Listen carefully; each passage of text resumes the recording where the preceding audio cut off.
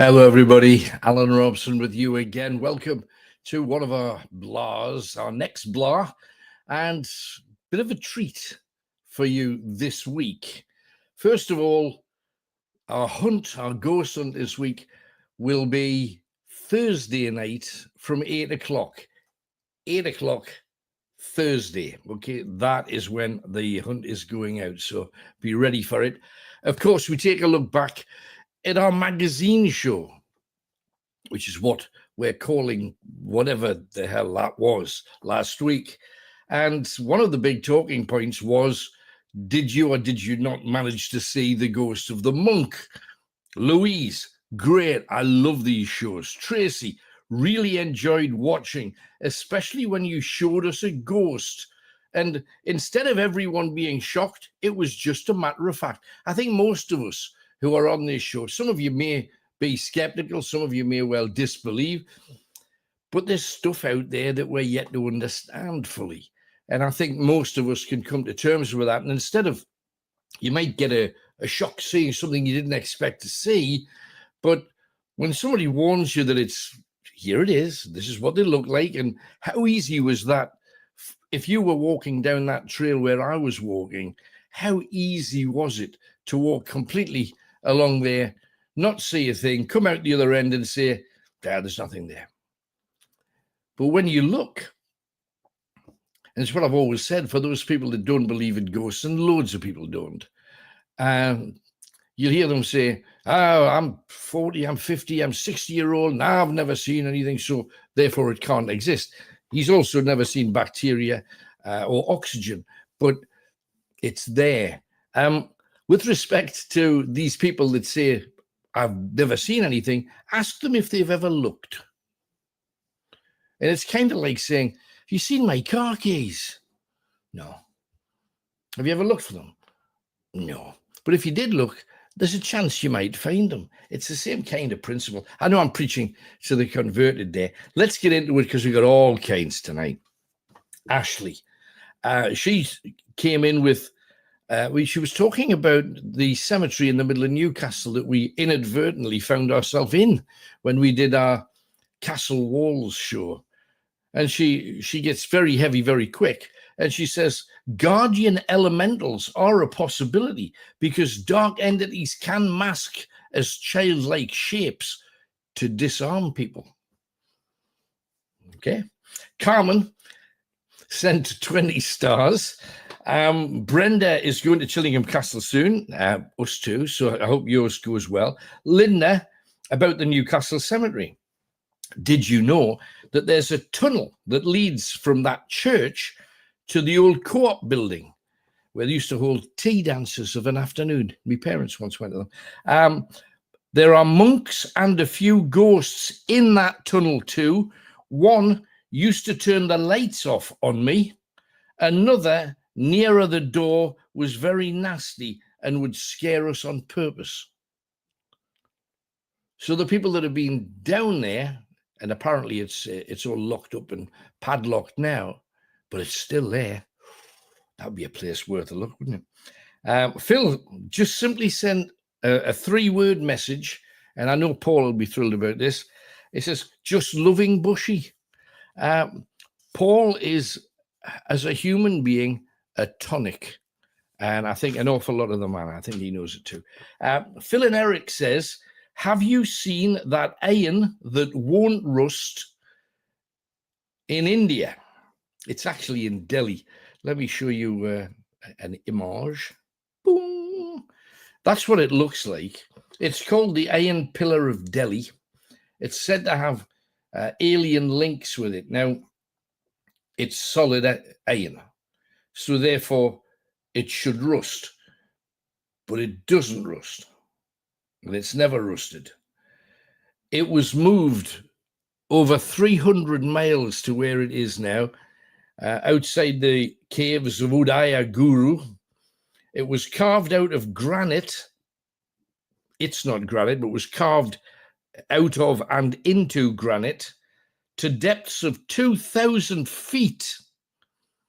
2,000 feet. And it's believed not by human hands, but it's how How could you drill something that exact down that far? And what's it for? How do you move something that's 6 tons, 23 feet 8 inches? How do you move something that size back then, that distance? This was during the time of Chandragupta II in 345 AD. 345 AD. Now, people say, well, just because it hasn't rusted, well, they're not really sure why it hasn't rusted, but it hasn't. But that's not the main deal. The inscriptions are of flying Hindu gods arriving in crafts from the sky, landing in huge beams. There's also images of firing beams of fire, destroying enemies and cities in a great glowing heat. And the story goes that they burned out a great forest. Now, if there's a forest fire, you usually get up to 20, 30, 40 square miles if it's hot and crispy. This was the great Indian forest, 500 square miles. And this is what they wrote about it. This is the history of the time from 345. We don't have any history in this country written at that time other than the Romans. They wrote this. The king, Chandragupta II, remember, as if wearied, quit this earth and has gone to the other world.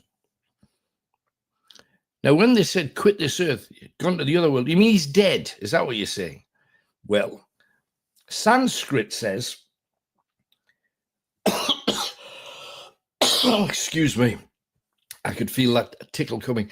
I went into a really dusty place yesterday and I've never quite got over it, so I may cough again, so just be aware of it. I hope not. The Sanskrit says he left in actual form to the other world and is still alive. He left having conquered the earth. We take that in. He left this world after conquering it, and here's a very bad image of some of the representations on the side of that particular building. So there you go, the Iron Pillar of Delhi. And I'm diving straight in with another one. Grace said, I howled with laughter when you talked about the religious relics. Are there any pictures of these things? Grace, oh yes. You asked for it. And I've also got the strangest statue I've ever seen in my life. I saw it on Friday, just gone. But first of all, let's have a look at these relics. What do you think that is? That is, in fact, John the Baptist's head.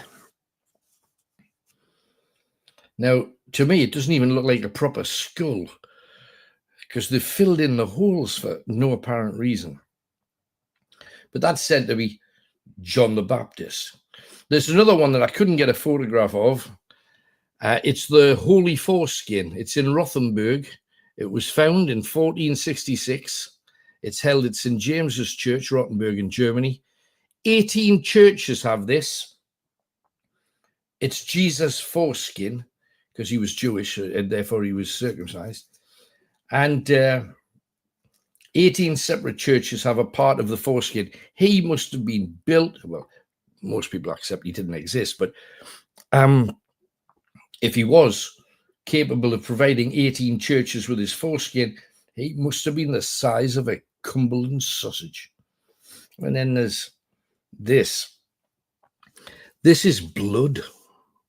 This is actually holy blood. And it's the blood of Saint Janarius. The blood's solidified. You can see it's in like a glass. It looks almost like a magnifying glass, but it's capturing the liquid. And it only turns fluid when something bad's going to happen. And they say it turned fluid when World War II hit Italy. In 1943, when they changed sides and were occupied by the Nazis. September 1973, when a cholera epidemic hit, and September 1980, when there was a big earthquake in Irpinia, beg your pardon. 3,000 people died. The rest of the time, that is not liquefied. You know what that is? Any idea what that is? That's John the Baptist, or one of his other heads. They're all over. John the Baptist's heads are everywhere. That's another one. Excuse me. One is in Munich, in the Residenz Museum.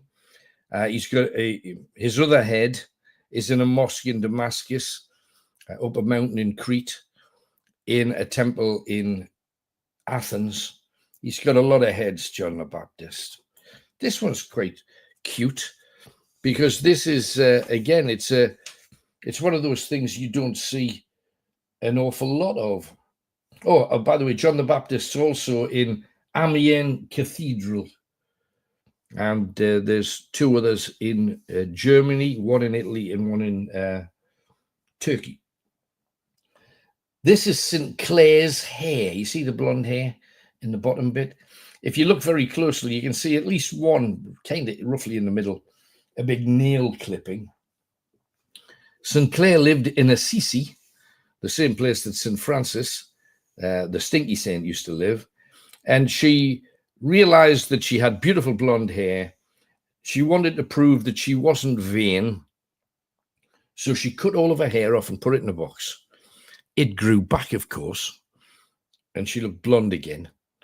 But because she cut her hair, they made her a saint. There you go. She went that extra yard. Bless. This is St. Dacian. It's in a cathedral in New York City. He looks hunky, he looks chunky. And that's because most people believe it's actually the body of a dead policeman who was shot chasing burglars in the church. We know that this particular church, St. Dacian's, New York City, has over 150 separate religious relics. 150. They've been going out looking for them and buying them so that more people come back and visit the church. They've got parts of Christ's cross, his robe, his fingernails, one of the nails that was put into his hands, loads of stuff. But the body of the policeman shot in their church was held in the church, ready for burial. There's no registration of the burial, and all of a sudden, they had the body of St. Dacian. Curious.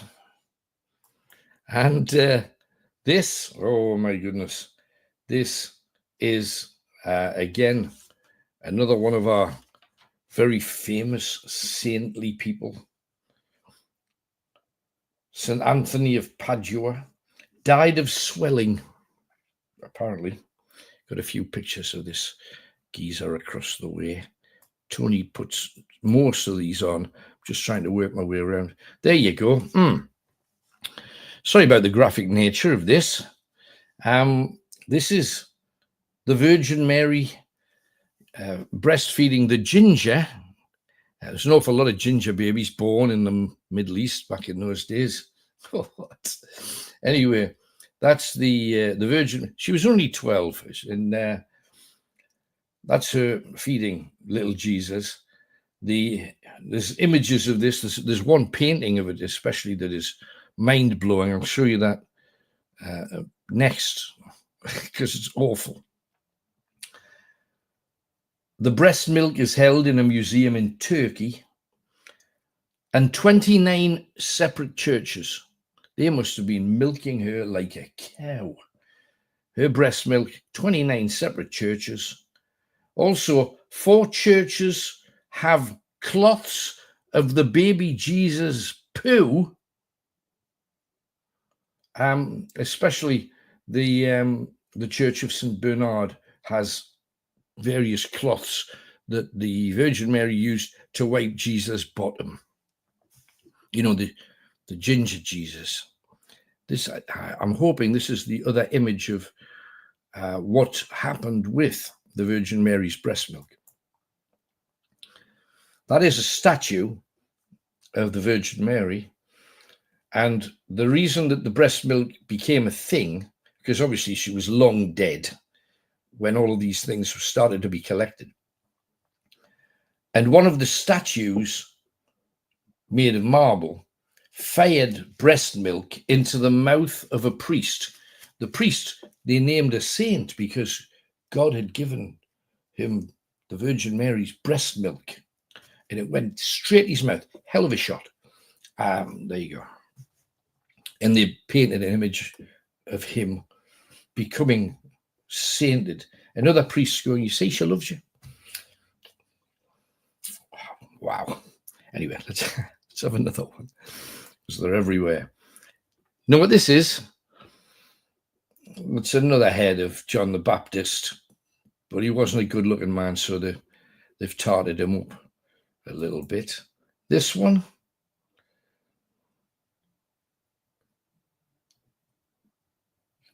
this is, in case you wondered, it's John the Baptist's other head. Oh, sorry, been there. This one. It's in Turkey. It's the other head of John the Baptist. And there's this one. Don't worry, it's not him again.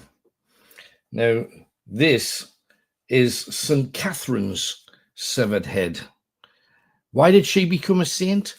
Because when she died, she remained beautiful. You think? Would you kiss it? Not sure. She's in Siena, in Italy, and she's as beautiful as the day she... Okay, if you say so. What about this? This happens to be a tongue of all things. And it's an ugly damn thing. It was said that the only thing that didn't rot of this particular spell, the tongue and the jaw of St. Anthony of Padua, everything in his coffin rotted except his tongue.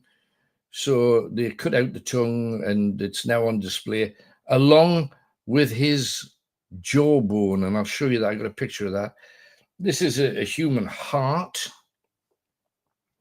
I mean, if you're going to have part of a body, you might as well have a heart, I think. This is the heart of Saint Camillus. And we keep going. This is the other version of the tongue from the opposite side, the tongue of Saint Anthony. And this, hopefully, is his jawbone. No, it isn't. You know, guess what that is? That's the head of John the Baptist. John the Baptist's other head.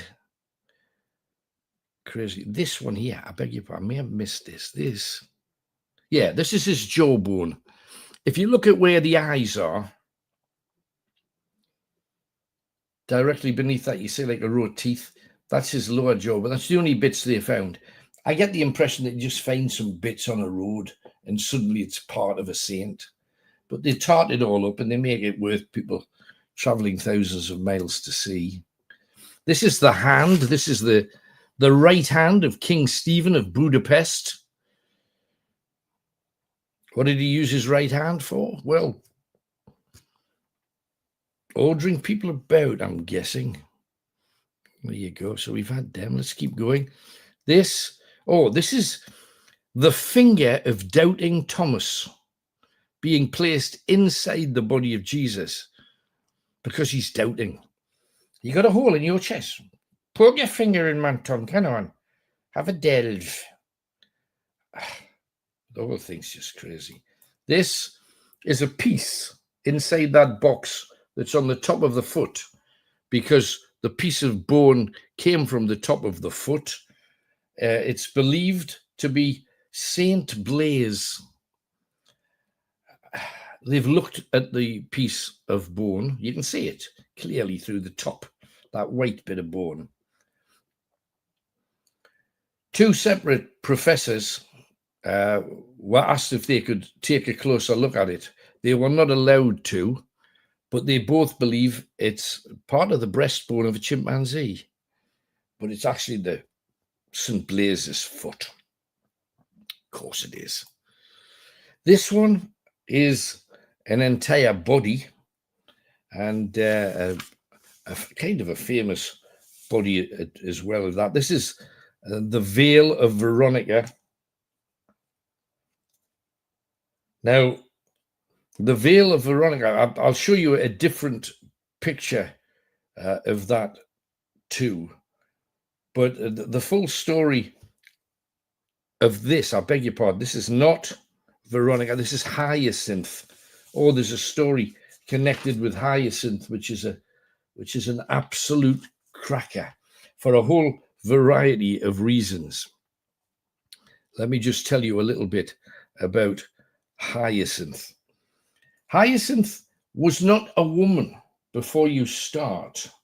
Hyacinth was in fact a man, but he is now known as Saint Hyacinth, as you would imagine. Hyacinth of Caesarea. This is the display that you can go and see if you visit Bavaria. He was killed by the Romans for being Christian. The body was given to the church in the 1600s. Hyacinth was a man. However, those people that have seen the actual skeleton without all of the jewels all over it say the body's female. Now, the only hyacinth that I've ever heard of is Hyacinth Bouquet, and I don't believe that it has anything to do with her. You'll have seen this before, most of you. This is the Turin Shroud. It was physically made in 1260, or between 1260 and 1390. They can't narrow it down. 25 million people in one single year paid £3 million, £3,500,000 to see this fake in 2010. And every year subsequently, people have paid a fortune to go and see it, praying with it. And it's already been proven that it's not real. I feel sorry for this last mind, I have to say. This is the story of a little girl, essentially, although she didn't die till she was 24. They have, as one of their relics in Hungary, the teats, the breasts of Elizabeth of Thuringia, hacked off to be relics in the 1200s. She was a Hungarian princess. Her husband died in the Crusades. She felt so guilty because she had survived and her husband had died that she ordered priests to beat her hard every day as a penance because she survived and he died. After her death, the Catholics demanded to touch her dead, naked body. She's 24, believing that if they did touch it, that it would cure their whatever was wrong with them. And they ended up cutting off her breasts so they could bury the rest of her. And people still go to Hungary to this day to touch her breasts and get cured. Unbelievable. Unbelievable. This isn't really a symbol of what I'm about to talk about. It's just an image, a Christian image of what Jesus, Mary, and Joseph looked like back in the day. White and ginger, extremely white Mary. But it's also to mention that Jesus' nappies, we had crud covered nappies on display in some places. They've got clean ones in Dubrovnik, Athens, Aachen, and 7 other German churches. Unbelievable, these things. Only got a couple more. This is very famous. I took a whole load of listeners to see this at one point. It's the Shrine of the Three Kings in Cologne Cathedral. you're looking at the silver or the golden thing on the right-hand side that looks like it's in 3 tiers. A closer look. Excuse me. So there it is, the 3 wise men. Why would they all still be together? Nobody really knows. Because they always supposedly traveled from different lands, but they've got them all together. Last 2, this is the veil I was telling you about before, this veil of Veronica. Now, she just happened to be minding her own business, and she was in the Holy Land just at the moment that Jesus carried the cross to the place of his execution. Her hanky caught his face as he was carrying the cross. And that hanky that you can see there with his face on it was suddenly discovered. He's still ginger, was discovered in 800 AD. Now, the Romans, if you look back at the Romans who kept very, very specific records, they have no report of Jesus' execution at all. Now, he was a big name Messiah. The Romans have details of about 27 Messiahs over the period, but they don't have Jesus. They've never heard of him, don't know who he was, where he came from, none of that. Strange but true. And the last one is another one of those kind of tragic stories. And there's, let's face it, there's plenty tragic stories out there. This is St. Agatha, and her breasts were torn off with metal pincers. In Sicily, the Catholics decided to keep her breasts. They were setting her on fire and decided before they did that, we'll just tear her breasts off like you do, and we'll keep them in a cupboard, and people can come and pray over these torn off female breasts. Hard to believe, but there you go. We have now had our little bit about holy relics. Hope you enjoyed it, Grace. Seeing them makes it actually worse. Anyway, let's rock on. Phil has just had his first prostate exam.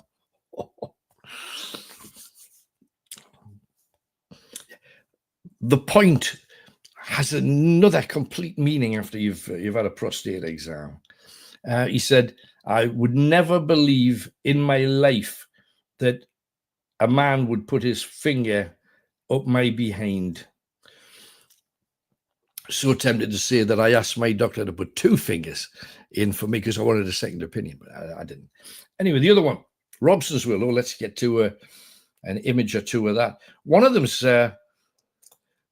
savage and sick. I'll point that out first. It's this, the Assault Files, Terror and Fury. It's all of those stories of the Savills and the Rolf Harrises and the Gary Glitters. But far, far, far beyond that.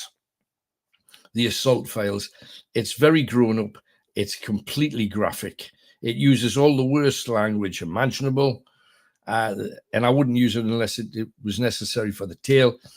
The Assault Files, Terror and Fury. If you're into brutality, that's the one.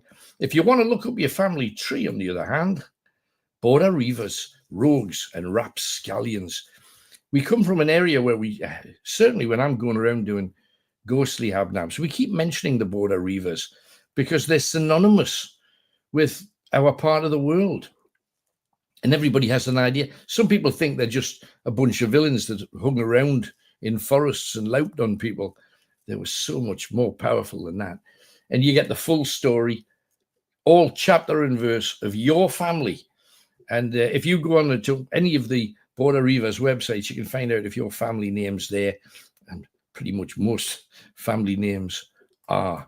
While we're on the same tack, a couple of quick plugs, because we're now doing books on Robson's World, Kindle versions and audio versions of In the Footsteps of Jack the Ripper, where we will name who Jack the Ripper is after doing a little bit of forensics, using people who do it for a living, and also walking in the footsteps of Adolf Hitler. And it's all the things we know what he did from the beginning to the end of the war. What did he do as a kid? Whoa.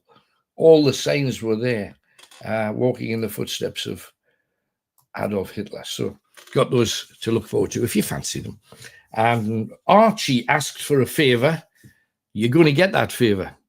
I've asked Neil, who does all the computer work for me, to sort something out for you.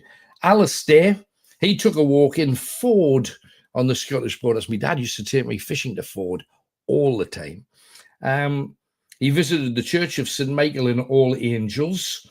It was built in the 1200s. And he says, Alan, I just want to say thanks for giving me this to do each week. It may seem nothing to others, but it really does get me out and about.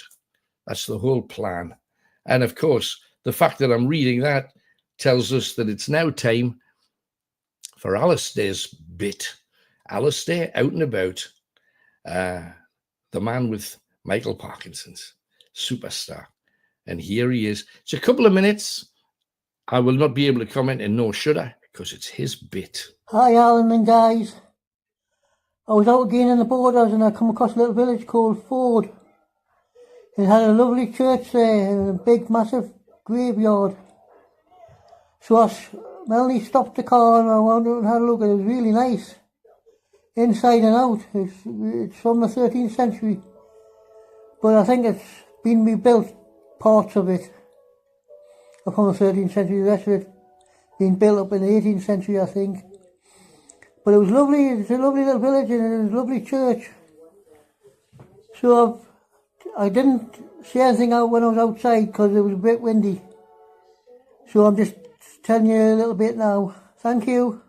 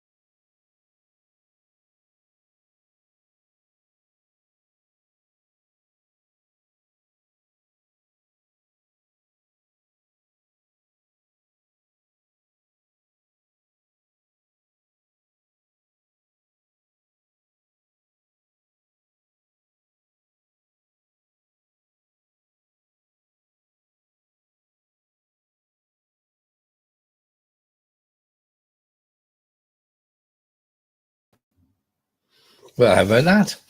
Good work, Ali. Well done, mate. And looking very dapper. Got his tracksuit on, getting stuck in. Good lad. Proud of you. And also this one from Edith. The studio show was fun, full of history and ghosts. Fantastic. And Danny, what a time I have lived in my life. But things have radically changed. They're not great anymore. But she says, I lived in great times. Metroland, SMTV Live. Then a visit to Wet and Wild. And the entire day finished off with an installment of Night Owls to finish the day off perfectly.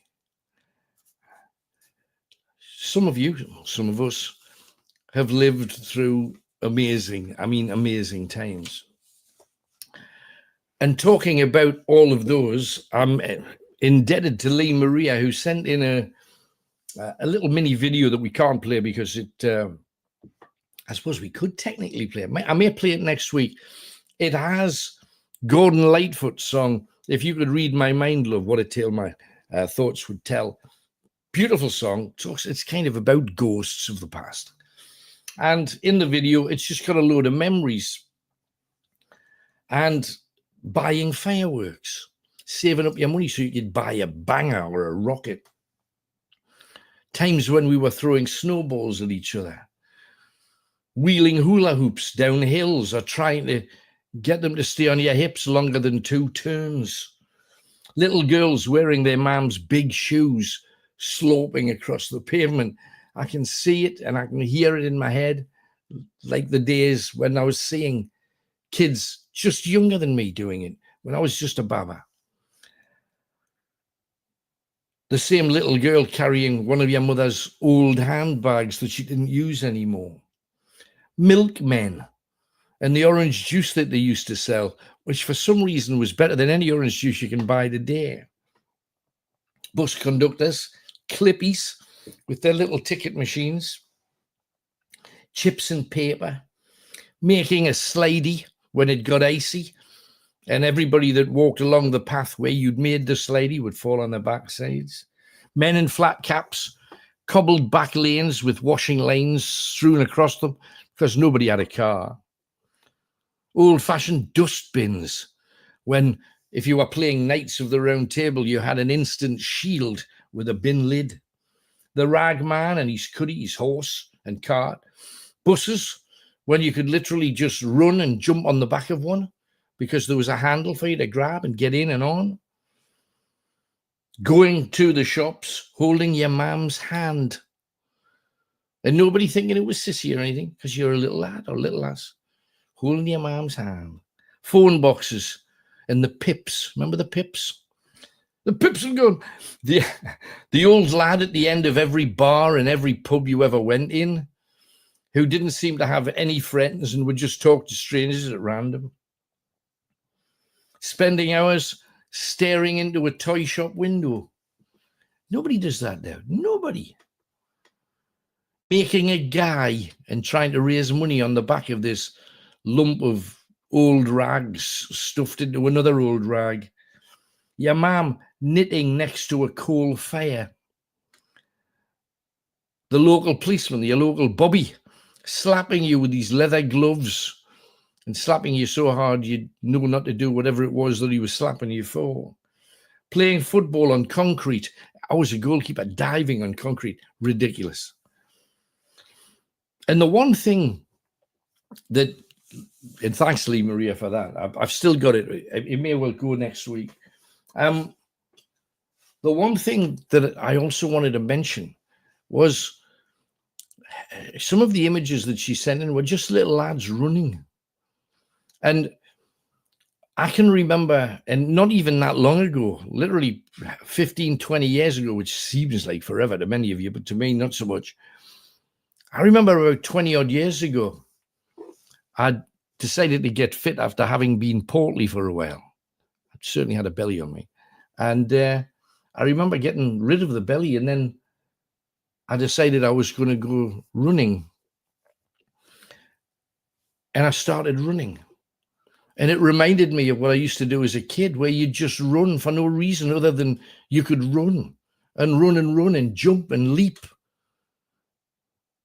Running as if you had wings on your feet and you didn't have to stop because you were out of breath or you had a cramp or anything. You just ran just for the joy of running. Now, a few days ago, I was in Wales, in Barmouth. Never been to Barmouth before. And they've got a statue there called the Last Hall. Genuinely, it is the weirdest, strangest looking statue I've ever seen. I took a couple of images for you. Just bear with me a second. Downright peculiar.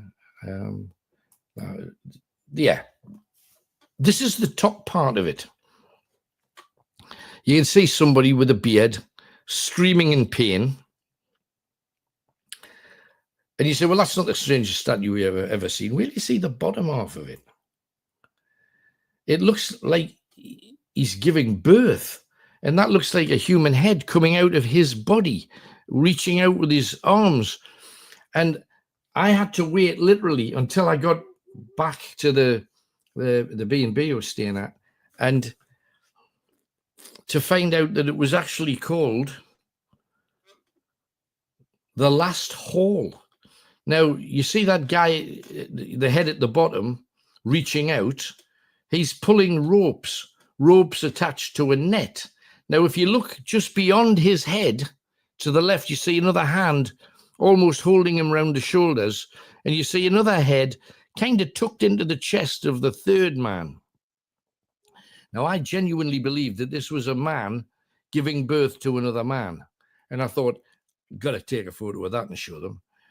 But when you put it all together with the guy at the top, and what you're seeing in the middle there is the back of the head of the man who's got his face turned in the opposite direction, the last hall.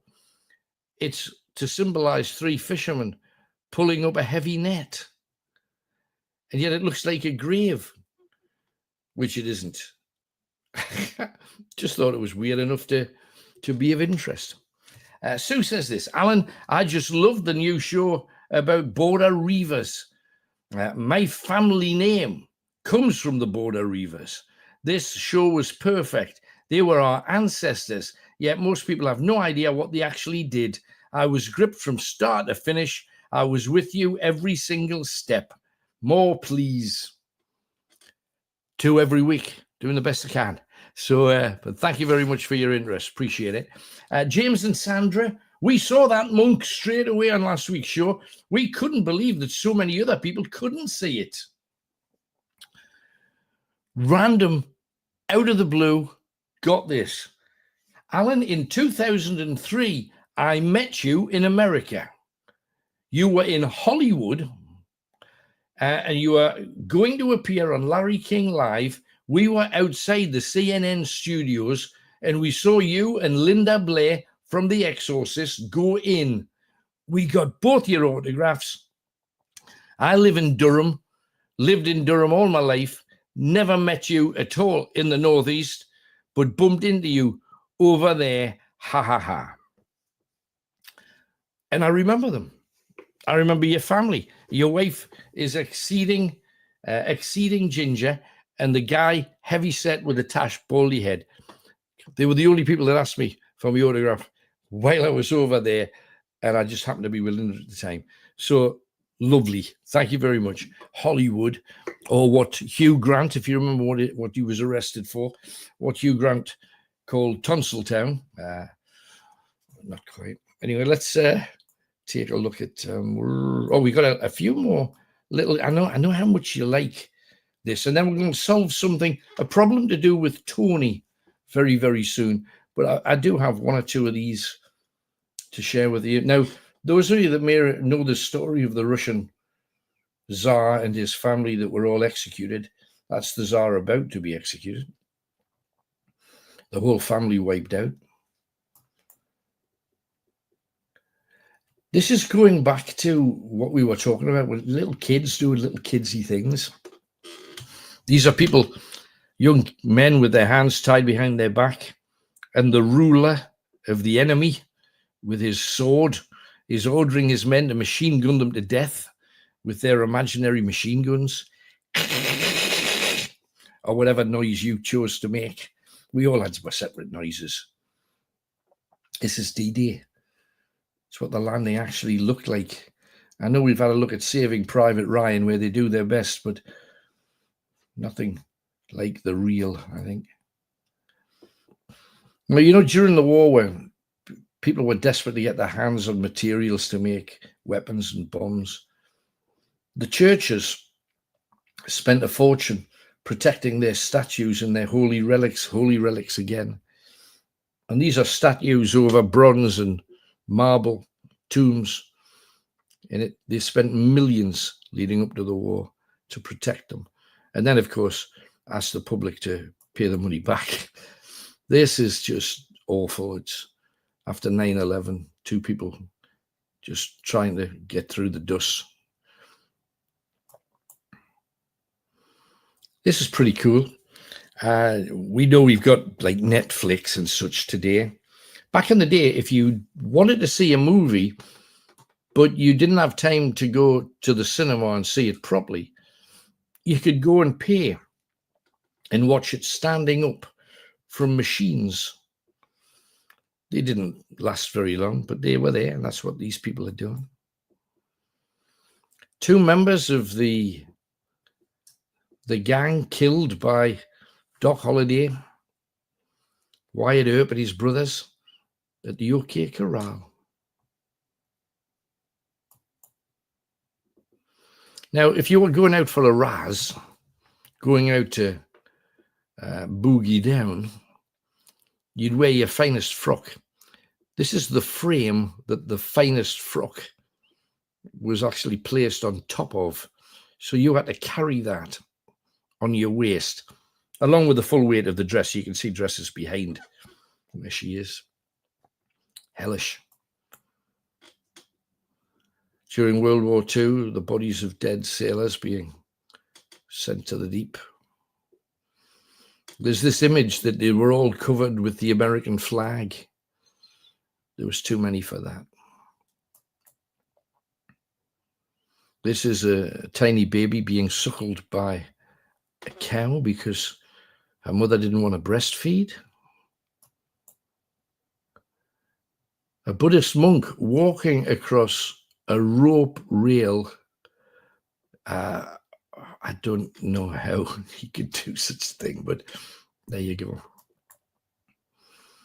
Somebody kissing their beloved and sending them on their way to the First World War, where close to 8 out of 10 didn't come back. This is, you know, when we did that City Walls story in Newcastle, down dark, dismal alleys where your life was put in your own hands every time you walked down them, especially in the dark. There's another Victorian image. This is the story of General Patton. Now, you may have seen the film starring George C. Scott. Amazing film. When Patton died, his dog refused to leave his room where all of his master's stuff was. And he stayed there for 11 and a half weeks until he was forced to leave. Oh, we've been there already, man. Ho. This is something they did towards the end of World War II. The Allies made German people who lived close to death camps go into the death camps and see exactly what their husbands and fathers and sons were up to in that camp.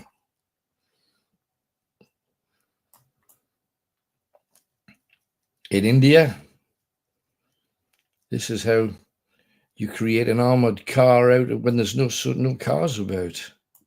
Use an Indian elephant.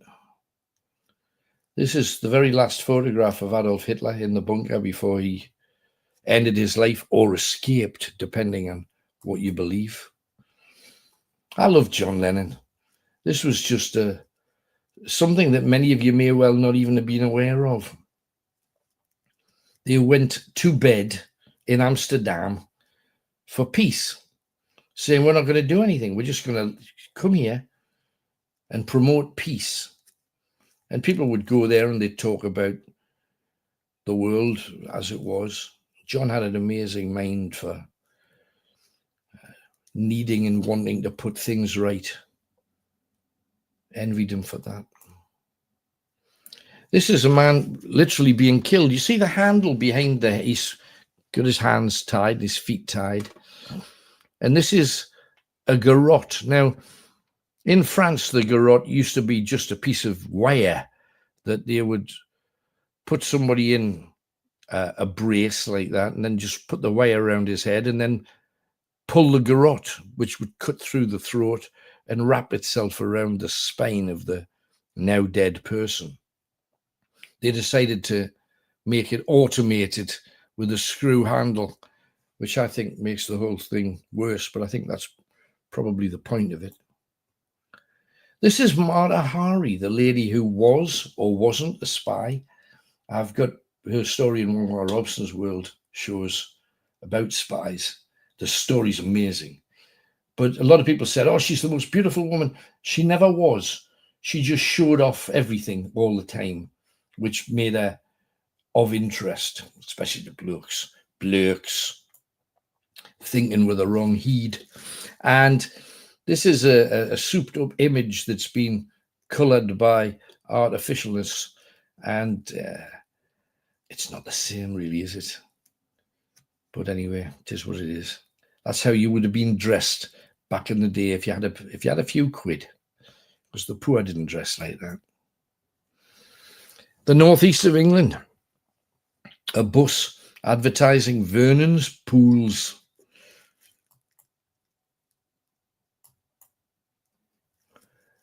Again, getting back to the things we did as bairns. Have a scooter race. On your marks, get set. Now, in Phoenix, they used to have, they probably still do have a French salon. And I remember I was once in Phoenix with my mum, wanting her to take me up to the toy floor. And she said, no, I want to look in the French salon. And this was a time in the early 1960s when to have fur, which is now considered awful, but to have fur was something that everybody, not everybody, but a lot of women aspired towards. And you could go to the French salon and get a furry hat, a furry cape, a furry coat. And that's the kind of thing that you'd end up with. We've already seen that one, man. Oh, it's another bus. This is a trolley bus. We used to call them trolley buses. You see the backs open. Even when they stopped being driven around on wires and on rails, they still left the open back on some of the buses so you could jump on it from a distance. This is the metro, not ours. This is the London Underground. During the war, when they were bombing, they'd go down below into the railway stations, literally onto the lines to stay safe, or as safe as they could be. Marilyn Monroe entertaining the troops. What a thing to behold, I bet that was. Now, you know, we get people talking about the binary refinery, the LBGT plus Q, chuck in whatever initials you wish. Almost makes it sound like they've just been invented. They've been on the planet for 40,000 years. And this is a Victorian couple getting married, wanting to show that they were gay. So they dressed as half man and half woman. I think it's super cool. I love it. Love the idea that they saw everybody else looking down at this minority, like people tend to look down on minorities wrongly, and saying, well, stuff you, we're going to dress the way we want to dress. So they had outfits made especially. Brilliant. Love it. Love it. This is another high street back in the day with the trolley bus lanes and a coach going from one side of the road to the other at a time when there's no such thing as cars. Now, how about this? Church punishment. When boys were naughty, they'd get all the good boys to line up along the back there, and then the bad boys were tied, shackled, so they couldn't move, and the priests would come and smack them using things ranging from their hands, pieces of wood, and birch twigs that could cut them down to the bone. It's the church making sure that you were obeying your commandments. If only the priests did. This is just stupid. Apparently, if you had a headache, and I never get headaches, I've had one today, but I haven't had a headache for years, because ever since I started trying to get fit, it just stopped happening after years of migraines, which is weird. But back in the day, There was a way of curing a headache with vibration therapy. So you had to put your head in a metal pot and let somebody hit the pot with a hammer. Still not terribly sure how that cures a bad heat. But anyway, there we have it. And the last one, hours dance. Now think about this.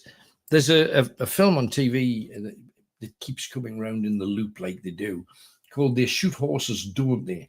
Which is the story of a dancing competition where you literally had to stay on your feet as long as you could. This couple here stayed awake 1,473 hours. Work that out in the term of days, a day being 24 hours. And they were allowed only 5 minutes rest per hour. And of course, they were unconscious for 5 minutes and then dancing again. What did they get? A couple of £100 in a trophy. Not worth it. But amazing.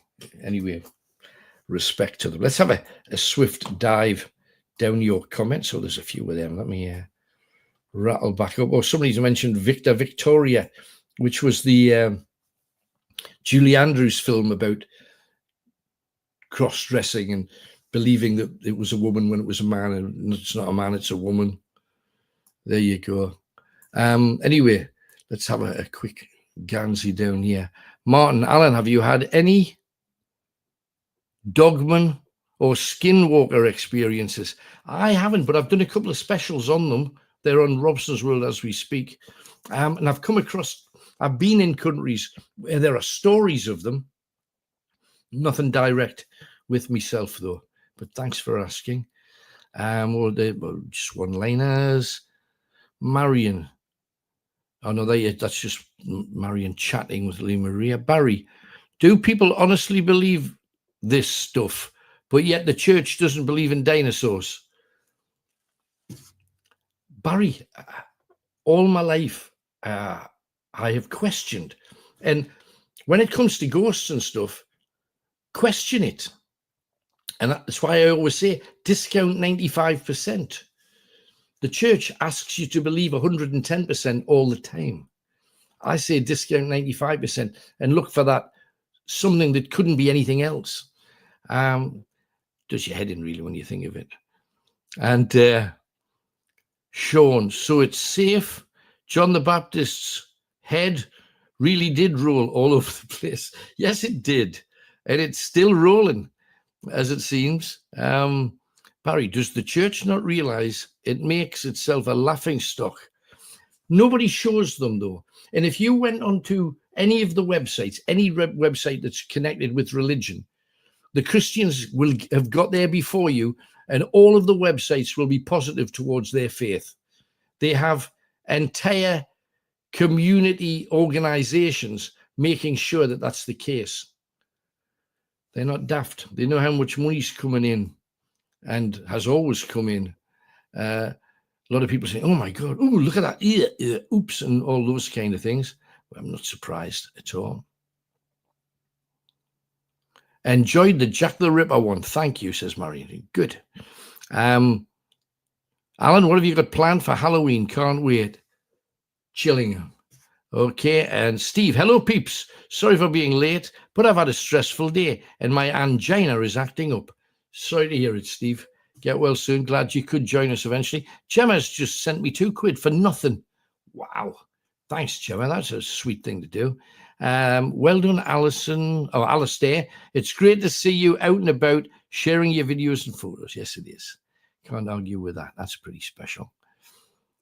And Marion, has your brother told you we're trying to build a pub in the village again? I think that's between you guys.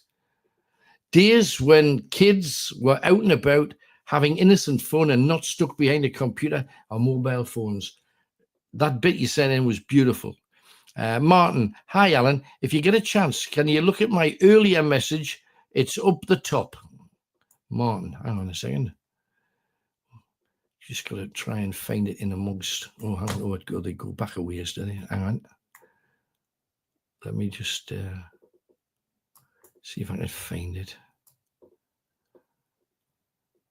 It may be that I have to take a look at it later. There's Martin. Hi, happy Monday. Well, it's obviously not that one. Oh, no, that was the Dogman thing. I already covered it, so I was going back unnecessarily. There you go. Let's keep going. Where was I? About here. Yeah, people worried about Steve. Not surprised. Yeah. Gotcha. Incidentally, if you're into all of that stuff, we have specials. Just look along the titles on Robson's World. You'll find stuff there for you. Right. Eddie loves Robson's World, and he says, it's really improved my life across a week because I've always got something to listen to. Tremendous. And he says, if only now I could stop smoking in bed, I'd be sorted. I can stop anybody smoking in bed very easily. Buy a water bed, then fill it with petrol. You'll never smoke in bed again. Jean listened to the assault files and said it was disgusting. Loved it, but sickening stuff it is. And also, over the weeks, people have taken the Mickey, let's just say. Hang on, there's a late one coming with a lot of blah on it. Good evening. I saw the Monk first time, and also been to Whitby in our camper van for the weekend. And of course, each holiday or weekend away, you're always with us, Alan Robson. Maybe. I'll send pics inbox. My husband says you brought Alan as well. Brilliant. He loves watching your shows too. Thanks, guys. Appreciate it. Hope you had a blast. And did you buy any of those old-fashioned sweets that they sell right next to the pier? If not, you'll have to check it out next time you're down there in your camper van. Always jealous of people in camper vans. Love it. Kelly just says, hey, Alan, love you. Love you too. Thank you very much for being with us and giving a damn. And Raymond just says, Alan, I agree. Good. I'm glad you agree. The one last kind of final thing before I give you a clue as to where we are this Wednesday is, and I mean personal message, direct messages to me. Tony's had hundreds about the remark that he made about how he loves bats because bats just look like little dogs and he loves dogs. Now, this is what Tony means, of course. It's called a flying fox.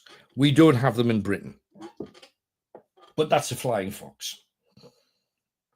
That's what he thinks is flying above his head. I haven't got the heart to tell him that the bats that we have are straight out of a horror film. These are the bats that we have, the ones that I love. I love these guys. They've never done us any harm, ever. But they're evil-looking creatures, and I can understand Tony saying, no, they just look like little dogs. So anyway, that's just to show people that maybe didn't know, that's where he was getting it from. He's watched something like, some of these African films, or they're in a jungle and all the bats are flying around. So where are we off to? That's it. Show is done. Thank you for being with us. Don't forget, Thursday, 8 o'clock. 8 o'clock on Thursday. And the two clues are Elvis's Rider. Elvis's Rider. Okay, there's a song. Elvis's Rider. And the second clue is an original 100. An original 100. So where are we going to be? Bit of all kinds this week. It's going to be good.